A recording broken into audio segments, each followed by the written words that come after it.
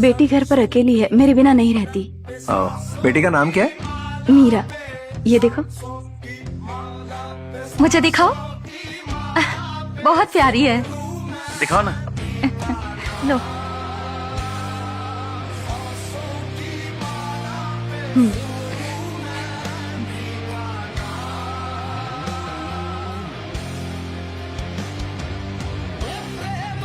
इसीलिए कह रही हूँ भाई, सही वक्त पर शादी कर लेते तो तुम्हारे भी बच्चे होते। इसने अभी तक शादी नहीं की? नहीं। एक घुमक्कड़ से अपनी बेटी की शादी कौन करवाएगा? तुमने अभी तक शादी क्यों नहीं की? वो मेरा नहीं भी तो क्या हुआ, मुझे उसकी खुशियाँ अजीज हैं। वो मेरा नहीं भी तो क्या हुआ, मुझे उसकी खुशियाँ अजीज हैं। उसे पहली बेटी अता हुई, मेरा घर खिलौनों से भर गया।